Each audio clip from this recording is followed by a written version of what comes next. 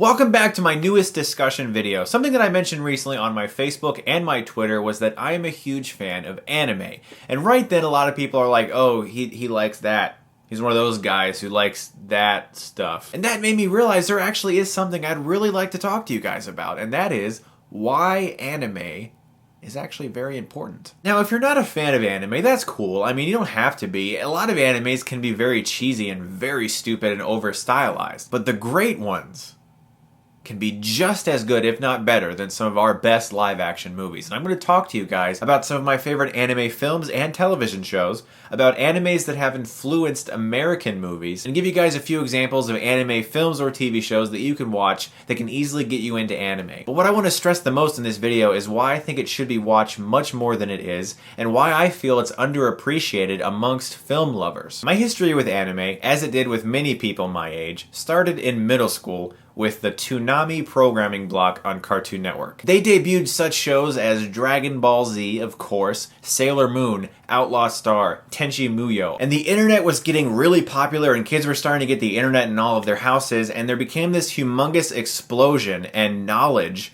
of the fact that there was all this entertainment over in Japan that was really awesome. And all of a sudden everyone wanted to know more about it. They wanted to get more shows imported over to America. It was starting to no longer become this underground cult thing that it was in the early 90s in America, because anime was like this thing where you were like, oh, you like anime? Awesome, dude! You're my best friend now because no one else in this state likes anime, just you and me. Because of Toonami, anime became very important to me, and it was something that really meant a lot to me in my life. And I began to seek out other titles. I began to mature in my love for anime, and I watched things like Cowboy Bebop, which in my opinion is one of the greatest pieces of entertainment ever created.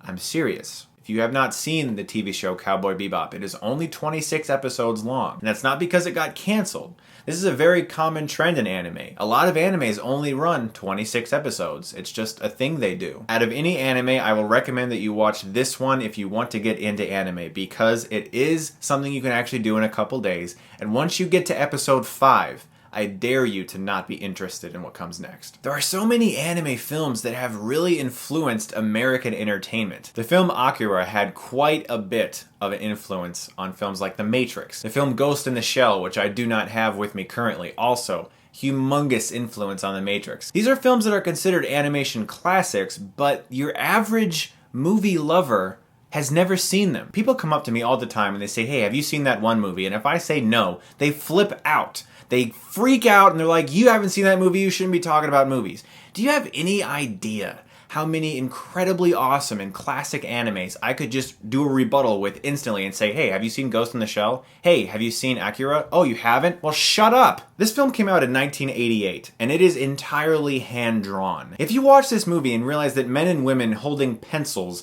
and other instruments drew all of these things that you are experiencing, your mind will explode! I mean, I am a good drawer. I like to draw. I've drawn a lot of things. Here's a couple examples of some of my favorite drawings that I've made.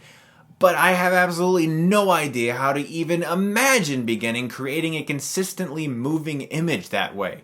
It's mind-blowing! A film that very much inspired one of my all-time favorite movies, Inception, is an anime called Paprika. This was directed by Satoshi Kon, who unfortunately is no longer with us.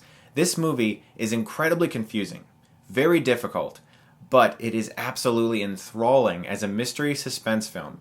It's a little hard to follow, but the way this film is directed, its constant visual beauty will make your eyes pop out of your head. Another film by Satoshi Kon that I love is Perfect Blue. I've actually done a review of this movie on my channel under my Overlooked Review segment. If you want to watch a more in-depth review about Perfect Blue, I've already done one. This movie is extremely mature and very Hitchcockian. Darren Aronofsky actually bought the rights to Perfect Blue for $60,000 just so he could recreate an exact scene from it in Requiem for a Dream. And a lot of people think that Black Swan is very much so a remake of Perfect Blue, which would make sense since he owns the rights to the movie. Anime is a genre that when people hear it, they automatically think two things.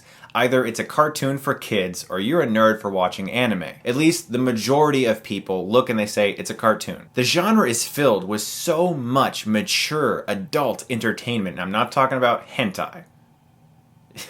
I'm talking about films that challenge your mind.